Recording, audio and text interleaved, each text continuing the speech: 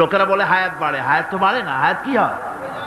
জন্মের পরের থেকে আমার জন্য রিজার্ভ আছে যতটুকুন, 50 বছর বাঁচবো, 60 বছর বাঁচবো, যতটুকুন হায়াত আমার জন্য নির্ধারিত করা আছে, নির্ধারণ করা আছে, প্রতিদিন একদিন একদিন করে কমে যেতেছে। এজন্য আমি বলি, আমার বাড়িতে যে ঘড়িটা আছে, এই ঘড়িটা বেলা 1টার সময় ঢং করে একটা আওয়াজ দেয়, শ্রোতাকে শুনিয়ে দেয়, বাড়িওয়ালা তোমার জীবনের মূল্যবান হায়াত থেকে 1 ঘন্টা কমায়া দিলাম। 2টার সময় 2টা ঘন্টা লাগায় শোনায় দিল, বান্দারে তোমার জীবনের মূল্যবান সময় থেকে 2টি ঘন্টা কমে গেল। এমনি করে দিন গেল, মাস গেল, বছর গেল, আমাদের হুঁশ হলো না। সময় চলে গেল তাস খেলে খেলে, সময় চলে গেল আমাদের খেলাধুলা করে, শয়তানি বদমাশি করে। সময় কতটুকুন পেলাম? কিয়ামতের দিন, বিচারের দিনটা যেটা